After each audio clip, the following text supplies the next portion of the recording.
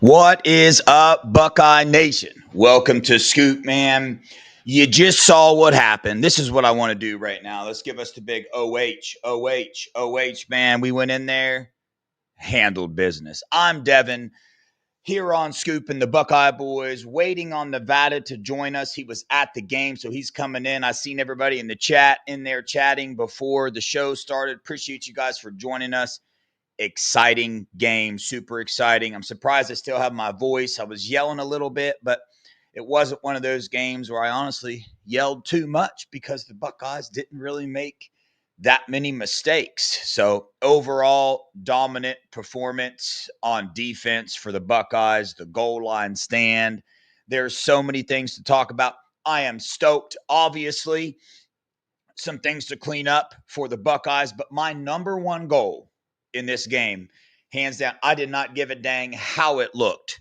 I didn't care if we had 5 turnovers. As long as we won the game, that's what I was focused on. That's what I wanted. That's what Julian Sayin did. That's what Ryan Day did. That's what Matt Patricia did.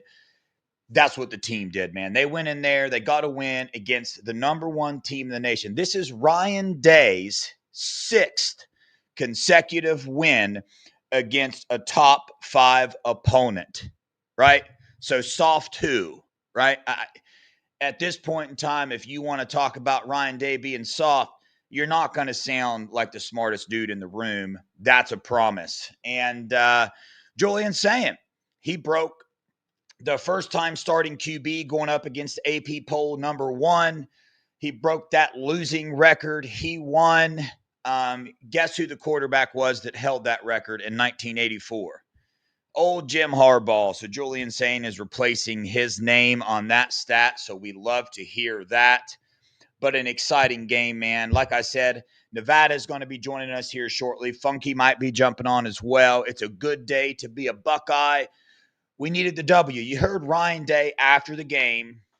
He said Julian Sayin he loved his composure, and he felt like they probably could have, released him a little more and let him do his thing. They had the confidence that he'd probably be able to do that, but they didn't want to do that to him on the first game. And you could tell, with the play calling and running up the middle and stuff. But honestly, you're not going to hear me dive into much of anything that was wrong with the game because we came away with the win. I got some couple things written down. The first half, Julian Sayin, 6 for 11, 53 yards, but the dude should have been 9 for 11, even more than that. There was, they were all over JJ with the holding. There were 2 pretty blatant holding calls on JJ, and that was getting him pretty upset, pretty flustered. I'm not worried about JJ and the 2 drops. He'll get that figured out. He's the best wide receiver in the nation. CJ Donaldson, very tough runner, took the majority of the snaps that game. That was exciting to see in the first half. The JJ 2 drops, the Carnell Tate, every catch he had, he's just got good hands, man. Extremely underrated. If they're going to cover JJ, then they got to cover Carnell as well. And first half, I saw Ethan Anianwa in there rotating with Tegra. They kind of went away from that in the second half a little bit, but I'm stoked, man. I got a list of things to get into. I'm trying to stall for Nevada and them to get into. So chat, how we feeling, man?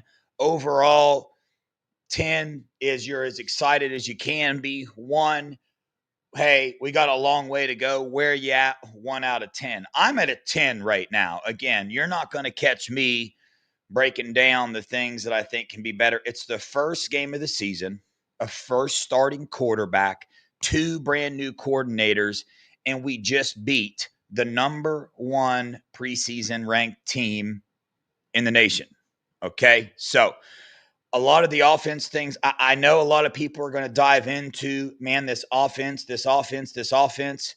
How many times did we start down in our own red zone on offense with the first time quarterback and that type of game?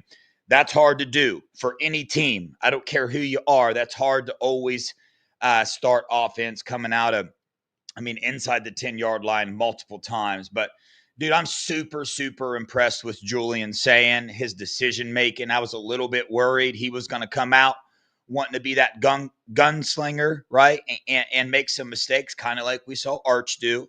He made several mistakes in that game. But Julian Sayin did not.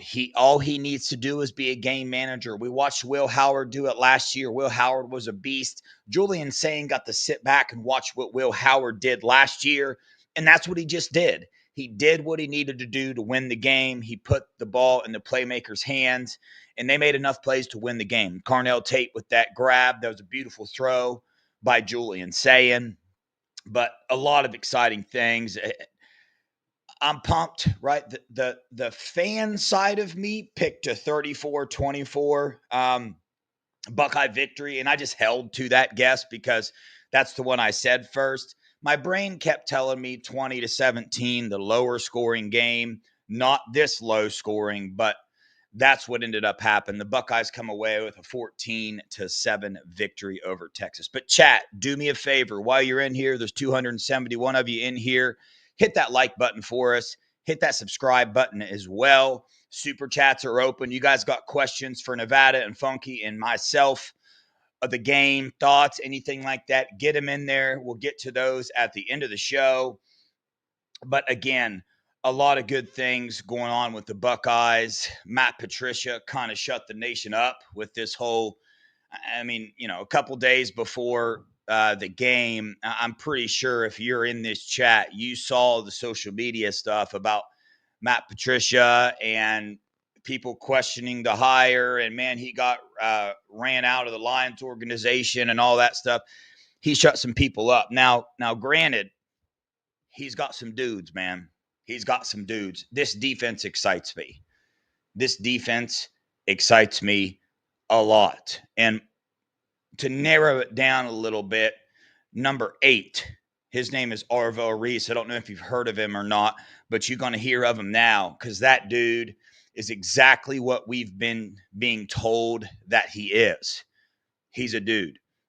And they just seem fast, man. They seem super fast. Now, granted, I watched the game too. I saw that, Arch Manning, he was just off. He was off in a pretty big way. That helped the Buckeyes out a couple separate times. But when you're coming into an atmosphere like that, going up against a defense like that, he remembers what happened last time. He saw when he decided to air it out what happened. I can't tell you how many. I think there was 2 or 3 almost interceptions. That Sonny Styles one where Jermaine Matthews tipped it away and Sonny dove for it.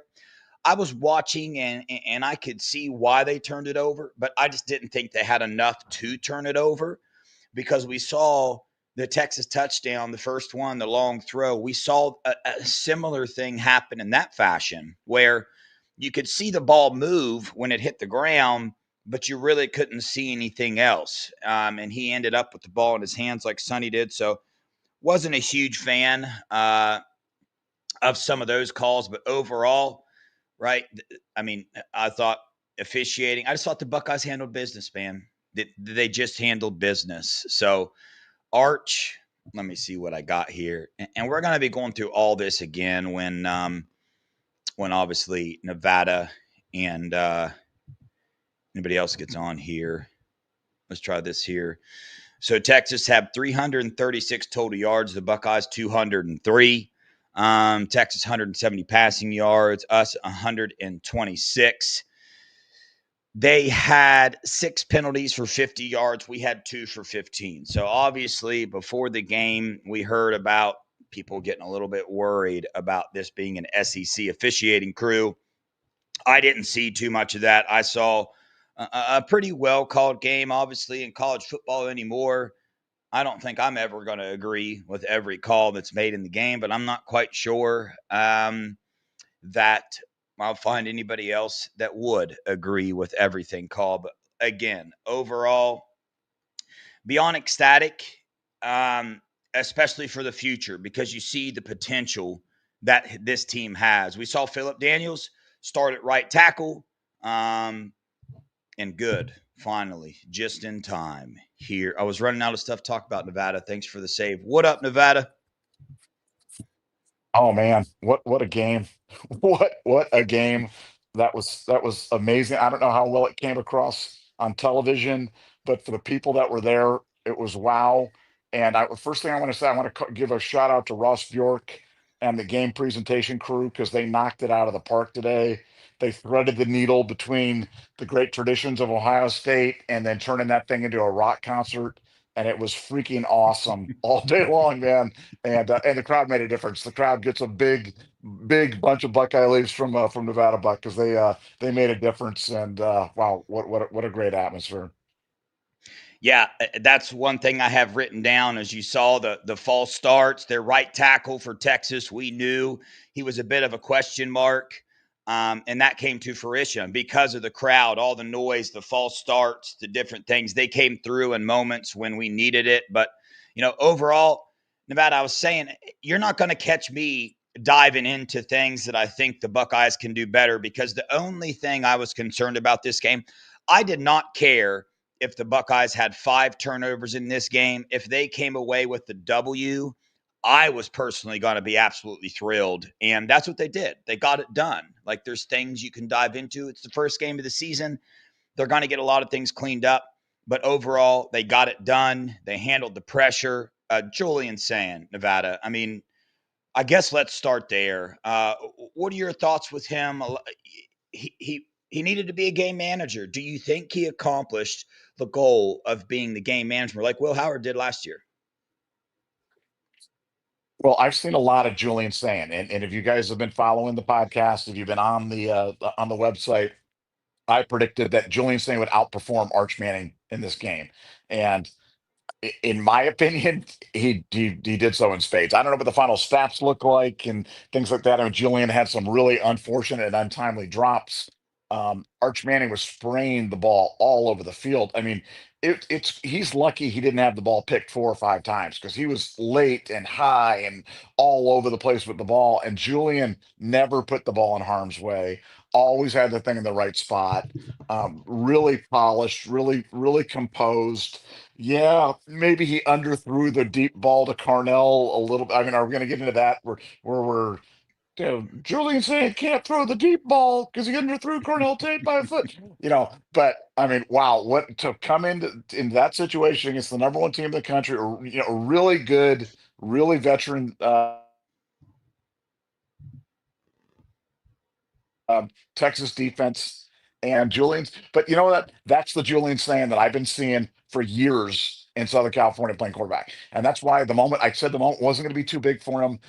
Out of El Escondido High School, playing North County, playing those great teams down in San Diego, those teams down in Orange County. He's him. Julian saying is him. And that's why he was the number one player in the country. That's why he was the Elite 11 winner. That's why he's going to be a great quarterback at Ohio State. And I thought he was, I know we had question mark coming in, and everybody was like going, Arch Manning's got so much experience. He played against Louisiana Monroe. He played against Mississippi State. He's played in the SEC. He's done this. And I'm like, Arch Manning is not going to do better than Julian Sand. And I don't know how I don't know how you saw it, Devin, but from my I thought Julian Sand was a clear winner in the quarterback derby today between those two. I think it was probably the biggest difference was Julian Saint's composure compared to Arch Manning's just spraying the ball around. Yeah, and you heard Ryan Day after the game. He made it very obvious. He said, listen, we didn't want to have Julian saying throwing all over the field, but he said, I feel like he could have handled it. I feel like we could have done that. But it being the first game of the season, we didn't want to do that to Julian saying.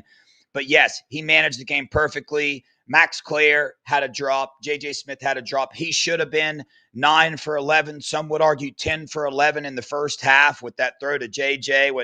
The DB was all over him. But definitely should have been 9 for 11. Max Clare and JJ Smith are not going to have those drops in the future. And they were beautiful dime. I mean, they were perfect passes. That was not because the passes were difficult to be caught. So, yes, Julian Sayin managed it perfectly. When you look at the stat line, I got it right here. You know, actually, let's go with Julian Sayin 13 for 20, 126 yards, 1 touchdown. And here is Arch Manning 17 for 30, 170 yards, 1 touchdown, 1 interception. I'm going to be honest with you, Nevada. Arch Manning missed a lot of timely throws that were not difficult throws. And Julian Sayin just seemed to be just calm, cool, and collected the entire time. I mean, that scramble pass to Carnell Tate, when he threw that, my heart kind of sank. I was like, no, don't throw it away. And then it was right to Carnell, and I'm like, all right, bro. And then you saw him scramble some other times, and he clearly was throwing the ball away. One time he probably should have scrambled at the end to let the clock time come off the clock, but he threw it away. He made those smart decisions, and ultimately that's what won him the starting job to begin with. That's what Ryan Day said. We know Ryan Day. We know this team is loaded with weapons. We need a game manager with the capability to make plays if needed. And I think Julian Sayin is going to be that perfect baller, because Ryan Day said they did not unleash Julian Sayin today whatsoever, but he feels he could have easily handled it. So I'm excited for the future of the Buckeyes. Well, I mean, what a streak. I mean, when you look at the streak that Ryan, I mean, go back and look at this, okay? Not these are not games, not consecutive, but consecutive games against top 5, and then I'll throw a top 10 team in there. Penn State, Indiana, Tennessee, Oregon, Texas, Notre Dame, Texas again. You know what I'm saying? Like, oh my gosh. What was the thing about Ryan? They couldn't win the big game or something like that? Holy Yeah. guacamole. Has anybody ever won more big games? Look at this stretch, the stretch of Tennessee, Oregon, Texas, Notre Dame, Texas. That's been our last 5 games. And he's won all Yeah. 5 of them. I mean, eh, I just don't have words, man. I don't have words. Let alone cover the spread in all the games, which I know just for betting and just for friendly betting purposes out there, but showing these exceeding expectations in all of these games. And yeah, I mean, he had them ready. But if you look before the game, there was question marks. You remember all the hand wringing about the defensive line, specifically the interior defensive line. Now, again, Oh, I were we do. perfect? No, no. But do you remember all the talk? We were just fine. You know what I'm saying? We were just fine. Defensive Matt Patricia. Oh, he's a bum. Oh, he failed at Detroit. Oh, he's never called a defense in college before. Yeah, he called defense from the sideline today. Is that Yeah, true? I heard that he called it from the he sideline, did. which is crazy. Which is crazy. And I mean, that was a big answer to that. I thought the offensive line acquitted themselves. I mean, again, lots to work on. I mean, let's give Texas credit. Texas is a really good football team. They're a really good football team, but we were a little better. Arch is not that guy. Maybe will be someday, but I agree with you. He missed a lot of throws where he had guys where he could have done stuff. I thought he got bailed out on that interception on Sonny Styles because, yes, I know the ball hit the ground, but then the ball hit the ground on the touchdown play, and they ruled that. I don't even. I'm going to stop trying to understand replay anymore, Yeah. because I don't understand it. But he was very fortunate that his stat line wasn't 4 or 5 interceptions, because I don't know how it was coming across the TV, but he was spraying it all over the yard, high and late. And usually when you go high and late over the middle, it ends up in the arms of the defensive back. But they only ended up as incompletion, so he was very fortunate. Yeah, so this was Ryan Day's 6th win in a row to a top 5 opponent. So Nevada, I said before you got on here, if whoever is trying to call Ryan Day soft at this point in time is the most unintelligent person in the room. That's just obvious. That there's not even an argument there anymore. He is not soft. This team is not soft whatsoever. And honestly, Nevada, I would argue with you a little bit on the defensive line and say that, my goodness, this was the number one team they had what, fourth and goal with 6 inches, and guess what? They didn't do it. I mean, that is a I mean, to do that to this Texas team, right? Hold them again on the goal line is you have got to be a very, very high caliber defensive line. And yes, I get why you say there's a lot of things to work on. There is, but to answer the question, is this defensive line going to be able to get this done with the depth? Will Smith Jr. was in there. Ty Malone was in there. Kenyatta Jackson got hurt. Bo Atkinson came in, did his thing. CJ Hicks had essentially game-winning sack per se against Arch Manning. I mean, yeah, there were some things, but they had 2 fourth down stops. For some reason, the stats only say Texas was 1 for 2 on fourth downs. Were they not 1 for 3? Am I missing something there, Nevada? Didn't we have 2 fourth down stops? I think they were 1 for 5. Let me check, but I'm pretty sure they were 1 for 5. Yeah, the I the mean, yeah, so I the mean, yeah, they were 1 for 5. They oh, were you're one right. for Yeah, five on the it stops. updated. Yeah, when I looked at it, it Yes. wasn't updated. Look at that, man. You know why? That's the defensive line. And I mean, Nevada, talk about this secondary with Jermaine Matthews. I know he got beat on that one. Wide receiver pushed off a little bit, but he got beat on that one catch, per se, if you want to say it. But I thought this secondary, I'm super stoked. I thought they locked down some of these receivers and held them in check for the most part. The interception, all the close interceptions, and there was a lot of the time Arch Manning was have to scramble and make some of these crazy throws. Why? Because of the coverage early in the play. I thought they did a phenomenal job. Well, yeah, no, they were great. And from again, you have the benefit when you're at the stadium of seeing all the routes and everything, and there just were not guys running open deep. And yeah, on that touchdown play, you know, Patricia had it schemed up perfectly. Jermaine Matthews had it covered up perfectly. And the receiver just some hand fighting, did a good job kind of separating at the end and getting that and got the benefit of the call on the touchdown. But yeah, the defense was so good. I mean, so good. I did see the game as being kind of an undery game. I didn't see it being this undery. I was like 23-20. Ohio State ended up being 14-7, but the better team won. The better team won today, which is always nice in a game like this because the game was close. Texas was a worthy opponent, but Ohio State was just better. We're just better, and we've got a lot of things that we can improve. And if we see those guys again down the road, I have no doubt that we'll have more for them. Things are going to look a lot different as we kind of get through there.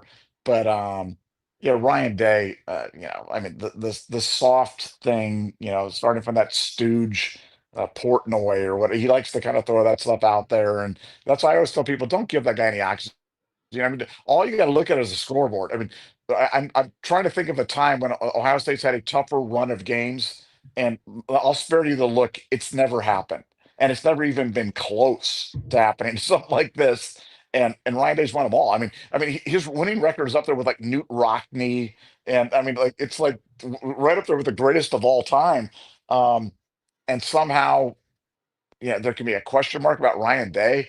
I mean, oh my goodness. I mean, Urban Meyer's greatest contribution to Ohio State might have been plucking Ryan Day from obscurity because none of us had heard of him before he hired him as an offensive coordinator and then handed him the whistle to become the head coach because he is a freaking monster. And you know something? He was coaching differently today. He was coaching differently. This is a new guy. This is not the old Ryan. This is not nervous Ryan. I thought that the decision to go for it fourth down was immediate. There was no hesitation. Um, I love the way, people can complain about the play calling and say, well, this was a little conservative. This and man, Texas's punter, who was their MVP, was putting us in some really difficult spots. And we kind of got bailed out on one because we had a holding in the end zone, would have been a safety, and they had an offsetting personal foul on that play. And but I thought that given the circumstances, I thought Brian Hartline did a acceptable job in the play calling because we were really hampered by bad field position and the fact that I had the feeling the whole time that if we just don't turn the ball over, Devin, we're going to win the game. And you know what? We didn't turn the ball over, and we won the game. And they did turn the ball over, and they lost the game. And that's they get stopped at 4th and 1 on the half-yard line, and they turn the ball over on an great interception by Jermaine Matthews. We don't turn the ball over. We cash it in from 4th and 1 from the goal line, and there you go. That was the ball game.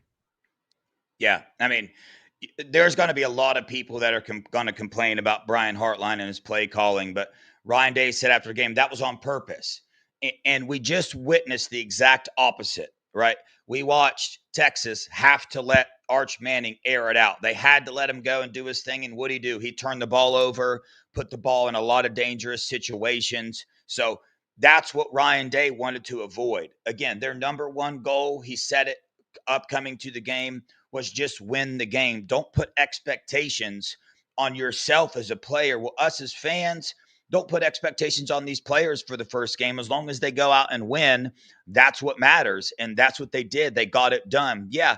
Ryan Day said Julian Sain can do way more. This team can do way more. We know that, but they didn't need to.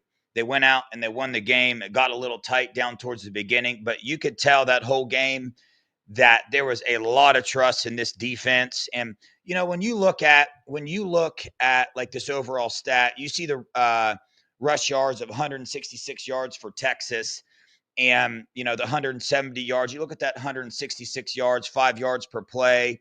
I can see how you can say this defensive line has a lot of work to do.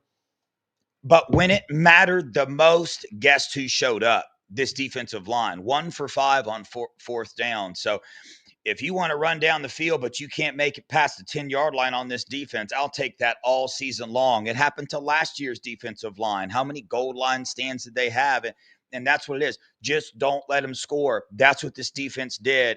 And you talk about like the skill levels, the defensive line. Kenyatta Jackson got hurt. We saw the depth there. Bo Atkinson had to come in. And then these linebackers with Arvell Reese and Sonny Styles, those guys are just laying the hammer down on some of these Texas players for most of the game. But uh, listen, Nevada, while you're at the game, tell me what you saw from Arvell Reese and what you're excited about from him in the future. Because I know what I saw on TV. What'd you see in person? I mean, just a stud. We talked a lot about it before the game about how they were going to deploy Arvell, how the Patricia defense was going to feel different from the Knowles defense, and he was just great. He was all over the field, but they look. They had Peyton Pearson there. Obviously, C.J. Hicks with that monster play at the end, came unblocked and almost got Arch Manning down, forced the throw on the 4th down. Sonny was terrific, but Arvell, that's going to be, they're going to use Arvell a lot in those blitz packages to generate because we don't have that pure pass rusher. We don't have a Chase Young.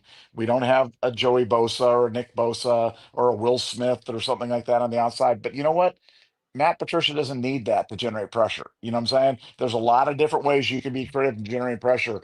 And Arvell Reese was it was like he was shot out of a cannon a bunch of times. Really responsible, really making the nice plays. I just, this defense is just a joy to watch because it's so well coordinated. And not just by Patricia, but by, you know, by the players on the field. You know what I'm saying? Like that when you watch them out there and you're like, oh my gosh, like these guys are just like they're always in the right spot. They're always doing the right thing. And I thought that it was crazy that was the first game of the season because it looked like something late in the season where you've got a team really doing it. This was our first game. This is our first game, and what we were replacing 8 new starters, an entire defensive front four, linebacker, Cody Simon, one of our great linebackers, Denzel Burke, Jordan Hancock, Lathan Ransom. You're replacing a lot of guys, and man, they just they got it done. But that's the benefit of having a guy like Caleb Downs, in that safety spot where he can kind of creep up to the line, get the thing in the right calls. I thought we struggled a little bit when Texas went tempo, which was a smart adjustment on their part because it kind of took the crowd out a little bit because the crowd didn't have time to really get going. And there's a lot of times they were snapping the ball and our guys were still turning around and pointing and things like that. So I thought that Sark did a nice job of adjusting to that at halftime in terms of bringing that out. Um, but yeah, no, Arvell was terrific. I knew he would be. I think he was even better than I thought he would be. But this entire defense, man, I know we came in with questions, but I mean, McLean was a little late on one play, on a deep post play, late in the game. Would have liked to see maybe a little better effort on that. Devin Sanchez got cooked a couple of times, but something that's going to happen. I saw Anton Winfield get cooked. I saw Sean Springs slip. So that happens to young cornerbacks. But I mean, Iggy didn't not get a pass interference call today. So we got to celebrate that. I mean, Yes. that should be like a national holiday when that happens. But we played a lot of guys on defense, and Bo Atkinson was, I mean, he was really good. Bo Atkinson was really good today, and that was a great addition out of the portal guy. They flopped them inside. He was bringing on the outside, bringing the consistent pressure. So not gaudy sack numbers. I think we only got the one with Arvell Reese, but so much to like about the defense, and what an effort. Yeah, I paid attention to a couple guys on the defense. Number one, Caleb Downs. And when you hear the coaches say that he's a coach on the field, and you hear the players say that as well, when you go back and watch this game, when they went tempo, pay attention to Caleb Downs. He is moving players all over the field like they're chess pieces. He was the one that was keeping the linebackers and that secondary in check on the tempo. I saw it multiple times. A lot of players were looking at him like, what do I do? And he is literally pointing, switching spots with Sonny Styles, I believe, one time, back and forth. Him. And then another one, man, Caden Curry. Caden Curry, because I noticed one thing, Nevada, about this defense, and I could be a little off here, but they just seem to move all over the field a little bit faster than last year's defense. And one of those is Caden Curry. I mean, I saw him running down running backs from behind all the way over on the sideline before a linebacker or a safety could get to him. Caden Curry is tackling these guys, and they just seem super fast. CJ Hicks, he didn't just make that, uh, you know, tackle at the end of the game, that goal line stand. Go back and watch the third down before that. Who was the one that made that tackle? CJ Hicks was in there on that. CJ Hicks did good. And my eyes were on him for this game to see, hey, what kind of player is he going to be? And they put him in on situational downs, and he did his job when they put him in for those downs. So it's awesome to see the weapons that Matt Patricia utilized. He's going to keep utilizing them better and better. It's great to see. Devin Sanchez didn't get put in by any means in any garbage time whatsoever. I mean, it was in the most critical series of the game, the last series, the last defensive series of the game. And who's in? Devin Sanchez. Did he get beat on a couple? Yeah, but what's that tell you about the coaches, the trust that they have in this guy? This is a superstar in the making. Nevada, you brought up multiple times, examples of, superstars. We know them to be superstars, but in the beginning of their career, they made mistakes. So overall, a lot of weapons on this defense. We could go on and on and on about what we saw from some of these players, some things to clean up, some defensive linemen. We pray Kenyatta Jackson is okay. He was walking around on the sideline, but I don't know any information about his injury. But Nevada, over to the offensive side of the ball, James Peoples, CJ Donaldson. Give me your thoughts about the rushing attack this game, in particular, the two running backs. Well, let me give you a Kenyatta Jackson's concussion protocol thing. So it's not a Okay. long-term thing. So but he'll be fine. I thought the running backs were good. I mean, I'm not going to sit here and say were they as good as Trey Henderson and Quinshawn Judkins? No. Um, were there a couple of plays that were blocked up, maybe better than what they got up? Yeah, but they did it. They did enough. You know what I'm saying? Like that. They did enough. They got some tough yards, and most importantly, they didn't fumble. They didn't fumble. They were in the right spot. When we needed them to block and pass protection, I thought they did an adequate job in terms of doing it. So I'll give them, a B. You know what I'm saying? So I wouldn't. It's not an A game for them, but it certainly wasn't a C. It was a good. It was a winning performance. It was good enough for us to have done it. And this was one part of the game plan that I thought I had pretty much nailed. I think Ohio State wanted to come out and establish a physical tone against Texas. They were going to do it. They brought out C.J. Donaldson on the first possession. They were trying to hammer them a little bit, trying to negate some of that team speed on the Texas side by running straight at them. They thought and I thought for times in the game we were able to get physical with them and move them off the ball in terms of doing stuff. But you know, um, they were able to outflank us with numbers. Our play calling became so predictable by situation, just the situation in the game where we were at, where we were on the field, that they were able to outnumber us a lot of times. So I don't think that CJ and James Peoples had a chance to really shine. So they'll have better days ahead of them, but they certainly got a passing grade for me today. Yeah, I mean, the one thing I'll say is, we expected, in the past with these Buckeyes, what did we used to struggle with? There's when we needed 1 to 2 yards, are we going to be able to get it? Well, CJ Donaldson, right? We heard from players before the season ever started that he was the one person on the team they don't really want to tackle. Well, we saw why today. There was times when it looked like he wasn't going to get any yards, but he got 1 to 2 yards. Right? Those moments really stood out to me for CJ. He's not your cut quick back, but he's your back where, hey, man, he's probably going to get you 1 or 2 yards per carry every single time. And I know that's not a stat to be like super go crazy about, but you need those kind of people on your football team for when you're 4th and goal like Texas and you can't even get it in.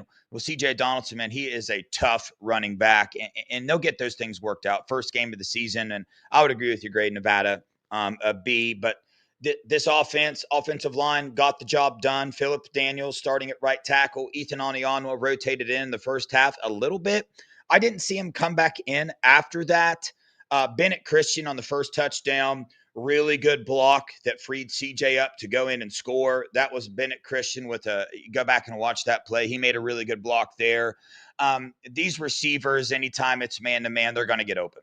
They're going to get open every single time. There were some catches that should have been made, maybe some calls that should have been called, particularly on JJ Smith.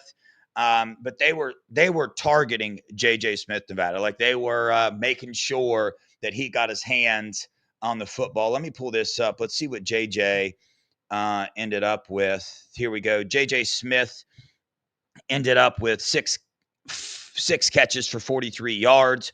Carnell Tate, 2 catches for 49 yards. That one, obviously, big catch. Claire, 1 reception for 11 yards, and CJ Donaldson out of the backfield, too. I'm surprised they didn't throw it to the running backs a little bit more out of the backfield, but situational, conservative play calling got the job done today. I can't be more thrilled. I like what I saw from both sides of the ball. There's a lot of things that they can get better at, and that is a blessing. That's not a let's freak out because there's a lot of things we saw. They just beat the number one team, and we saw a lot of things that they can get way better at. That should get you excited as a Buckeye fan. Nevada, anything else to add to this game or the team? And then I got one more thing I want to bring up, and then we'll get into the super chats. Yeah, well, one I want to call out. I thought Philip Daniels was really good at right tackle today. Really good. I mean, Yes. you're talking about some freaking guy that was a 3-star coming out of high school that goes to Minnesota that we kind of snatch out of there, bring him in, and man, he was good today. And for a guy who's got 3 years left of eligibility, I mean that's a huge portal get. I thought he was outstanding. I thought Ethan really did well when they had him in at guard, and I thought they were running pretty effectively behind him. And that may be his future. His future may be on the interior. Maybe he's not quite fast enough to handle the outside, but on the interior, man, he's a load. And you want to have guys like that, in those situations where you need to, get behind him and push and run. Austin, I thought really held up well at left tackle. Just what a valuable piece that guy is. So I mean, hats off to him in terms of doing it. Luke Montgomery was his usual really good self. Carson Hinsman showed why I think he could win the Remington this year. No bad snaps. You really played well. It's hard for me to believe that guy was buried on the depth chart last year. That will never not be funny to me because he is such a freaking good player. But I thought Will Kazmarek did some nice job. In there. I thought Jelani Thurman, did a nice job in there. And like you said, the offense will have better days. We'll have more productive days. Yeah, JJ was getting mugged. That was really evident when we're watching, at the game at the stadium, because you can see, because sometimes you don't see that in the camera, because we're getting the whole view of the field while you're just getting the camera view. Yeah. He'd come out of routes, and I don't know if they were showing it or not, but he was just getting just grabbed every time. Refs did not do us any favors, so this was not, one of those games where the refs bailed us out. But hey, we found a different way to win. I'm sure Max Clutter wants to have that first pat when he drops that first one.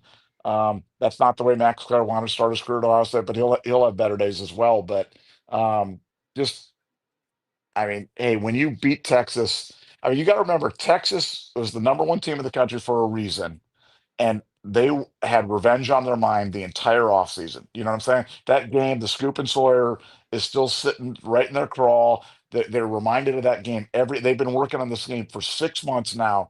Ohio State, Ohio State, Ohio State, Ohio State, and we freaking beat them again. So it's like, Yeah. I mean, come on, man.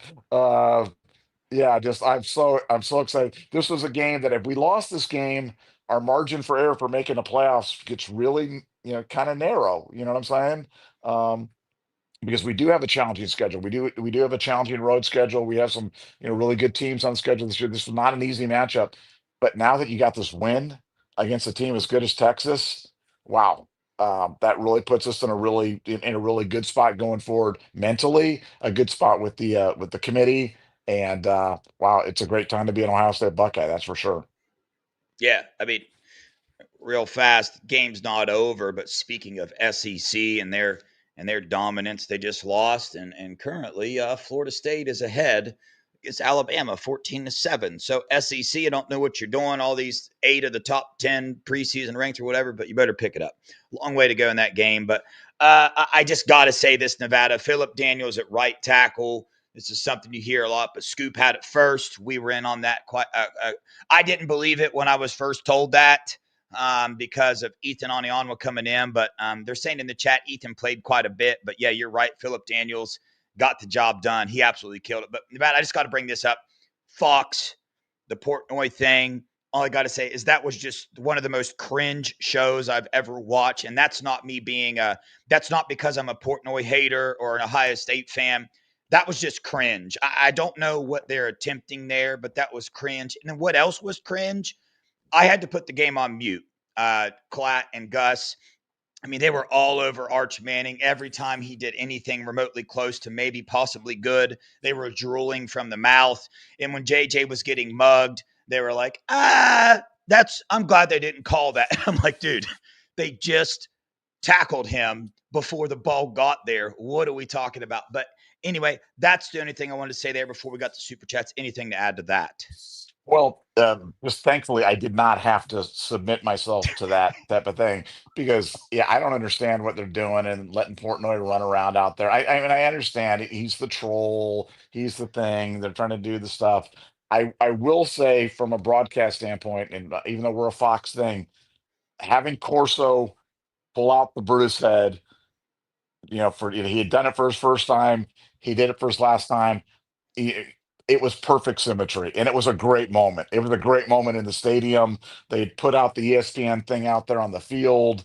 They got out there in terms of doing it, and it was just nice. I mean, it was perfect. And again, I want to go back because I started off my thing here, my rant in terms of talking about this, but man, the Ohio State game presentation people just nailed it today, man.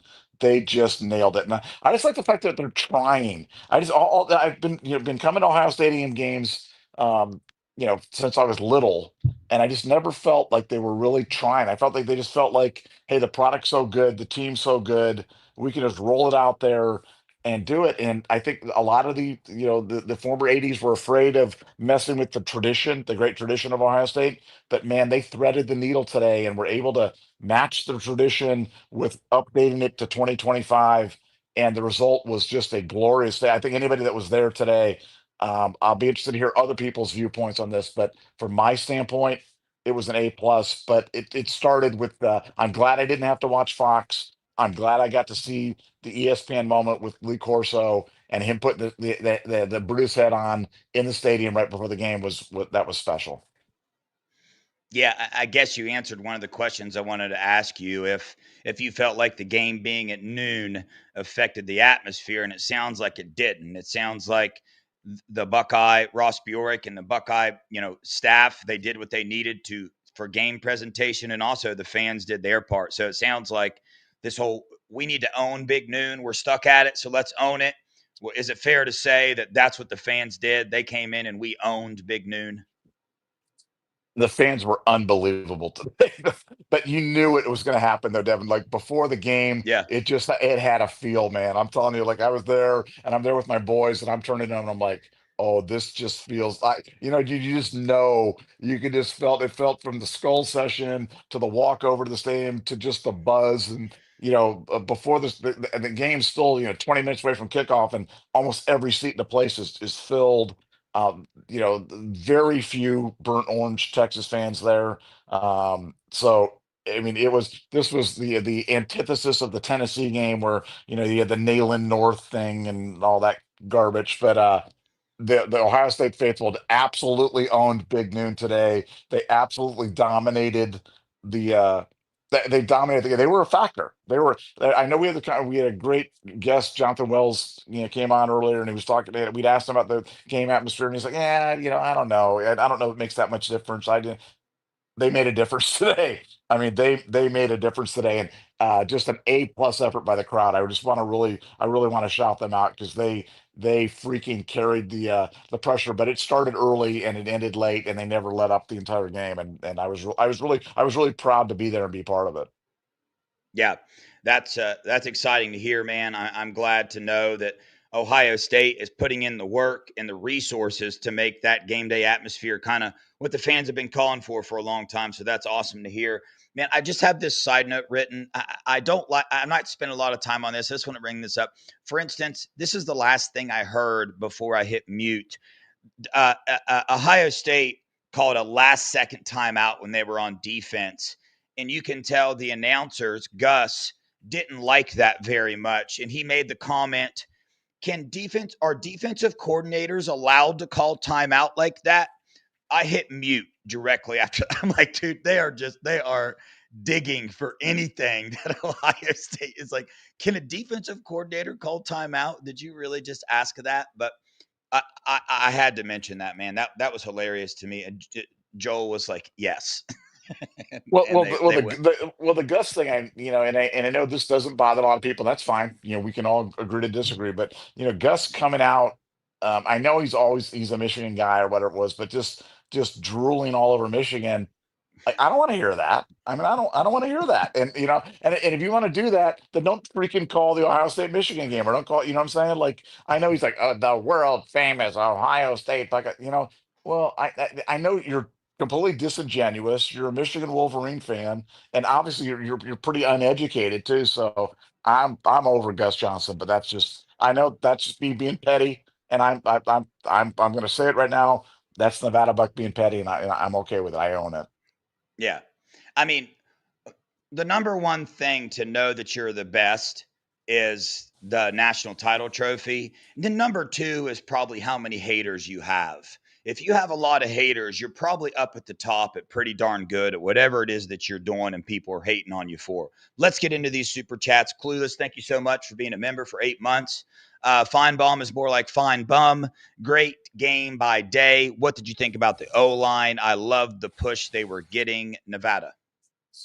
Yeah, I mean, look, they were getting outnumbered. They were getting outnumbered. We'll break it down later on this week, and we'll do some schematic things that kind of really see how many times the running backs missed holes, how many times they were just getting dominated up front. But no, I thought the O line they acquitted themselves, very nicely. I thought they would, though. We have four guys off the offensive line last year that played a lot, and that's what we played like. I thought we got good push a lot of times. I thought we gave Julian Sand a pretty clean pocket, all things considered. No, we didn't put up 550 yards. No, we didn't score 50 points. But I agree with you. I thought the offensive line did a nice job, got a nice push when we needed them to, and we can certainly win with this group, and this group's going to get a lot better too. And that's the most exciting thing. Yeah, I mean, that's just the way the game played out. The offensive line got the job done. I don't think you can look back at this game and think man, we would have scored way more if the offensive line would have done better. I don't think you can look back and say that. That's just the way this game played out, and they did what they needed to do. They got a lot of potential, man, and we've known that. Clueless again. Thanks for the $2. Can we get a Kenyatta Jackson update? Yeah, Nevada gave us that earlier. Just concussion protocol. Hey, he's not going to be out long whatsoever. Iowa Buck. Thanks for the 4.99. Now we can get saying comfortable moving forward. Tough team to start a career against, but we got that win. No doubt, Iowa Buck. When Julian Sand gets comfortable, I as a fan am very comfortable in turning him loose and letting him fling that thing because his release looks beautiful. The flight of the ball looks beautiful. His timing was good today. Ball placement, you know, for the most part was great. I mean, look at the drops. They were right in the hands. Nevada, anything to add to that? No, I mean Julian Sane is really good, man. I'm telling you what. I mean, I don't know how many quarterbacks could come in where you. I mean, you're talking about this is not hyperbole, but that was the biggest opener in the history of college football, and he comes against the number one team in the country, comes out there and like you said, I mean, I don't think he was close to getting intercepted. You know what I'm saying? Like he put the ball right Yeah. where it needed to be. But that's what he does, though. That's what he did in high school. That's what he did at the Elite 11. That's what he does. During spring ball, fall camp. He just does not put the ball in harm's way very often. He doesn't get fooled. He's a fast processor, and I totally have. It was funny because with Texas. Every time Arch Manning went back, I was like, I was Sal. I wanted him to go back there because if they had gone to the run earlier, I think that could have been problematic for us because I think they had some success running the football. But I thought that him putting the ball up, it was just a matter of time till he threw a pick, and he threw a big pick. I think he could have thrown several more, but no, Julian Saints him, and again, we've been telling you that.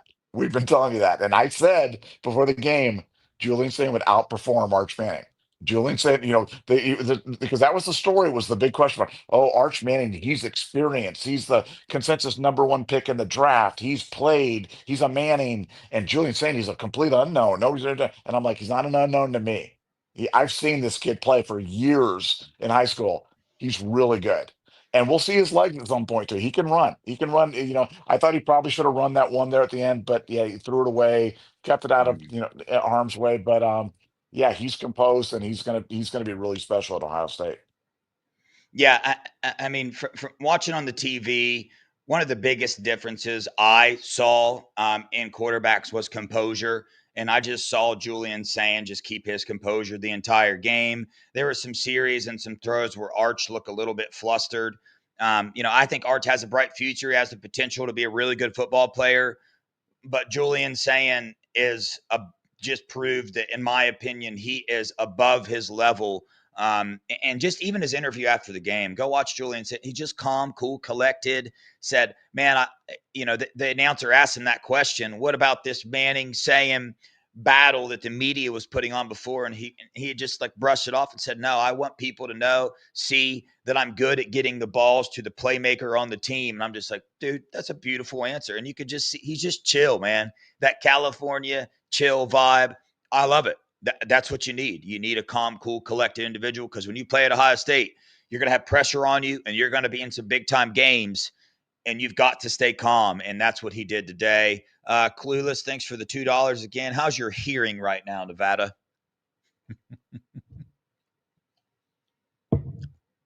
Nevada, are you with us? So that just answered the question. Yeah, Nevada's my hearing my is not yeah, good because he can't hear me. no, my mute button was just not, it was just non-functioning right there. Okay. Yeah, no, I mean it was loud, man. I'm telling you what, it was that airplane starting up loud jet engine type of thing a lot especially at the end of the game. But I mean, the whole game it was there. The crowd brought it, man. The crowd was there from the first snap to the last snap without interruption. And I mean, look, the Buckeyes gave them a lot of material to work with and stuff like that. But they, I mean, they were on it. They were absolutely on it. And yeah, my voice is kind of hoarse and my hearing's a little shot right now, but I'm not going to come down from this for a long. I mean, this is look. I said win or lose in this game after we won it in Atlanta and won the national championship that there was nothing was going to stop me from smiling this entire year.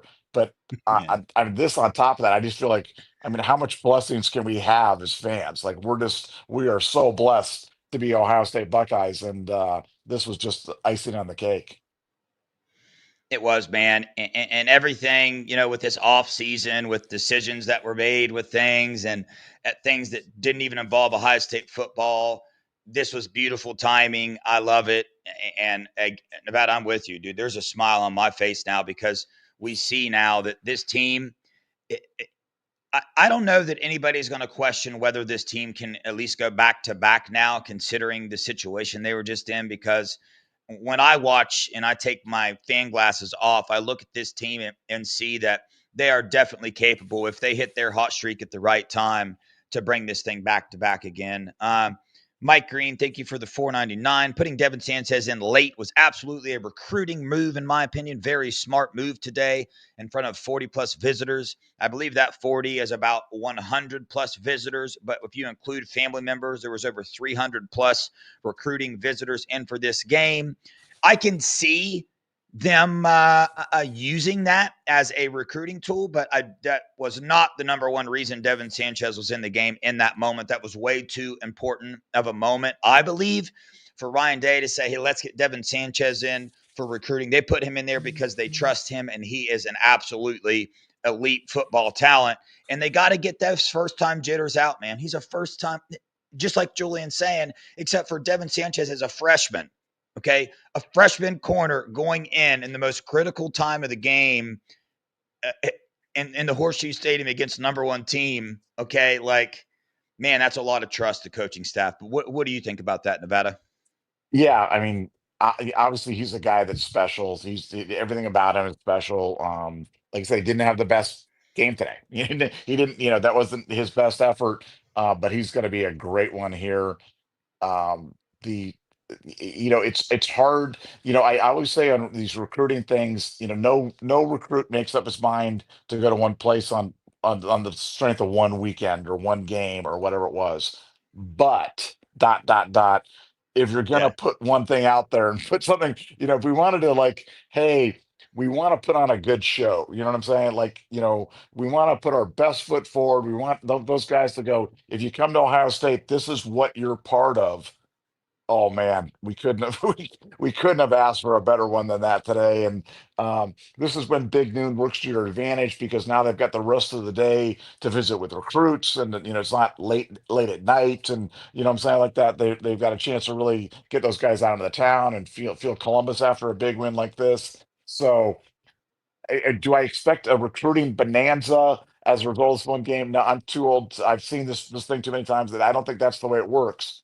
But this sure as heck didn't hurt, because there's no way you couldn't have come to this game and left in awe. I've been to the stadium hundreds of times, and I left in awe of what I saw. If this was my first time, or I haven't been many times a lot, I would have been absolutely blown away. And it's going to be really difficult for some other visit to top this, or some other thing to do it. So yeah, Devin Sanchez getting out there, nice to do it, but just what a great show for, like you said, 100 plus recruits. Really, really a great day for Ohio State. Yeah, and Philip Daniels, he's a transfer sophomore, correct? I mean, and so he's in the game. You got Jalen McLean back there making plays. You got Devin Sanchez getting in the game. You got Julian saying as a sophomore. So you see that, hey, if you can play at this level, we don't care if you're a freshman or a senior, you can get on the field. So that's a good recruiting pitch as well there. Mike Green, $1.99 again. Thanks, man. Caleb said Matty P was more of a teacher than Jim. Yeah, we saw that, the interviews, and Nevada. Listen, one game, right? There's only one game, but at this point in time, I'm going to put the pressure on you, man. Do you wish we had Jim Knowles back, or are you cool with Matty P? Oh, I'm beyond cool. And like I said, I'm the biggest Jim Knowles fan in the world. You guys know that. But I just like great defense. And I I'm not sure if Jim Knowles had inherited a defense like this with as many new faces, and would it have looked as good as it did today? And I think the answer is no. I think the answer is no. I think that Jim Knowles, he can grow into doing stuff like that. But you're talking about a guy. who is the only person in the history of the world to have been an NFL head coach, NFL defensive coordinator, and NFL offensive coordinator. Oh, and by the way, he won 3 Super Bowls. So Yeah. the fact that he's our defensive coordinator, um, I'm all in. I'm like I said, I can still love Jim Knowles, and I still keep my Jim Knowles bobblehead over my desk, and all have all the fond memories of the national championship. But side by side, if you're like gun to my head, who you want for your calling your defense, Matt Patricia or Jim Knowles, I'm riding with Matty P all day, every day. And I thought we saw it on display in living color for all of us to see today. It was that was quite a performance. Yeah, I mean, I don't like how Jim left, but you'll never catch me hating on Jim Knowles, man. I got the utmost respect from him. Number one team defense in the country, and he led us to a national title. So much respect, Jim Knowles. I know the way he left, and a lot of Buckeye fans, not big fans. I'm not one of those fans. I'm a big fan of Jim Knowles, but not right now. I'm going to root against him for sure.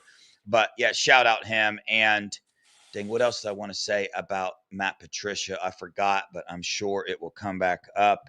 Gio, thanks for the $2. Joel Klatt is awful. Go Bucks. Thanks, Gio. Nevada, anything to add there? No, Well, we're I good. didn't hear his awfulness today, but I'll say Joel Klatt used to be my favorite announcer. He used to be my favorite announcer, and in the recent years, he's gotten bad. And I can't really put my finger on the moment or whatever it is. So hearing that he was awful today, um, that doesn't surprise me because he's been awful late. And I don't know what happened because he used to be terrific, and now he's not. So there you have it. Yeah, I'm real careful about this stuff because I'm such a super fan of Ohio State that I like to take a step back and make sure I'm not hating on an announcer out of my fandom for the team. And I did that multiple times. I took a step back, and you hear Joel Klatt drooling over Arch Manning, but Julian saying they just weren't as excited when they were talking about Ohio State. And then some of the calls, they were like, that's not really pass interference on JJ. There was just certain things that was just like, oh man, come on, like just be real about what you're seeing. But they had a lot of excitement when Texas got momentum, and I mean a lot. So, Gio, thanks for the $2. Colin Simmons did nothing. He did nothing. Nevada, what you got for that? Well, I don't, maybe you can call up the stats because you might have the stats there and see if that's true. I, it didn't seem like he did much, and I think Philip Daniels had a terrific game matched up on him, but that's where looks can be deceiving. I could make that comment, and then you could go, well, Nevada, he had 14 tackles, and I'll be like, oh man, boy, do I feel stupid. But I agree. It didn't seem like he was doing all. He certainly wasn't wreaking havoc. You're talking about a guy that was consensus best defensive player in America. A lot of people like him more than Caleb Downs, and I didn't see him do much. But I want that borne out by some stats. And so I don't know if you have those defensive stats at your fingertips. If not, I can call them up. Yeah, here we go. We got Colin Simmons, 1 tackle and 1 assist. So, Wow, wow, yeah, yeah. 1 and 1. Let's I see. They think I had think Malik. I think did nothing is probably being generous then. I mean, he had one more Yeah, tackle and one more assist than you and I had. they had 0 sacks the entire game. Zero Yeah, sacks. Anthony Hill Jr., their star linebacker, 1 tackle. wow. 1 tackle. Hero Canoe, 1 tackle. Get some, dude. You switched to the wrong team, homeboy. Anyway, hey, Mark, thanks for being a member for 3 months. Time to run it back. That is a perfect comment to end this show on. But before that, Nevada, final comments, final thoughts on the upcoming season, upcoming games, what the Buckeyes did this game. Ryan Day, Matt Patricia, whatever, man. What do you got for us? It's a great day to be a Buckeye.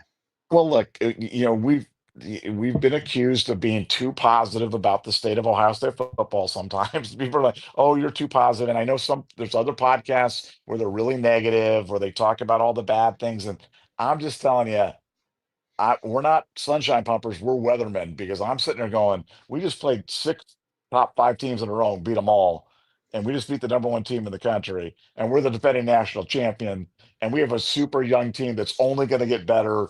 A head coach who's only 45 years old, and the best damn fans in the land. So I am just as happy as could be. I'm so tickled by what I saw today. I'm so excited about the season, and there's absolutely no reason. I don't know if we will go back to back, because you got to get really lucky and dodge a lot of bullets to get there. Um, but there's no reason we can't. It's all in front of us. Yeah. Amen. Yo, shout out Mr. Satani Lay, Epi's father. Thanks for the 4.99. I'm burnout. Been in Columbus for 4 days. My whole family from out west. Fandom at the shoe was amazing. Yeah, man. It's great to be a Buckeye. One of those, he might or may not have been a USC fan before his son decided to come here.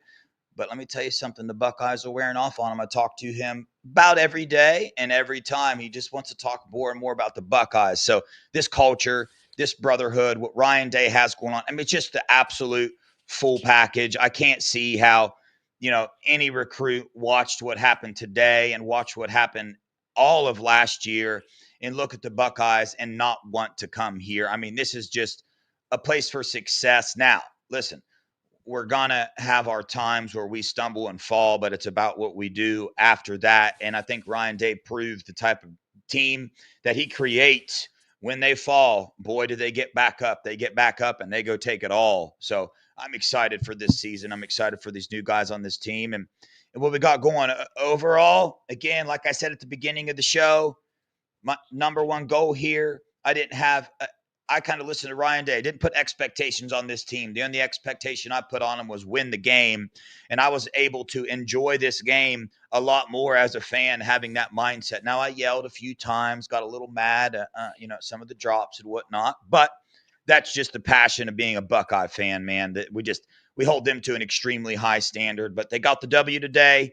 Don't know what else we could ask for. Grambling, you're up next, man. Here's another super chat. Thanks for the $1.99. Kevin, love to Nate Roberts. Block on CJT touchdown run was huge.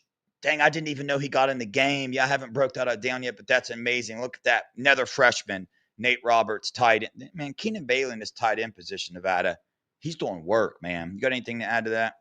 Well, yeah, I mean, Keegan Bailey is a guy that I mean, we haven't always been as big of fans, and I always say, I always want to be fair. One of the hallmarks in the show is we try to be fair. We try to give props and roses when they're due, and we'll throw out the barbs when they're not. But man, he has built a deep, deep. Tight end room that you're getting, contributions from Nate, that I didn't know that either. It's, when you're at the game, and it's hard sometimes, because you're just, so much is flying around, and you're watching everything like that, and I definitely miss that. But that's really exciting that they got him in there in that situation, and that they cashed it out. I want to go back to one of the super chats. I guess you said that was Epi's dad, USC fan. Look, I've been to 100 USC games.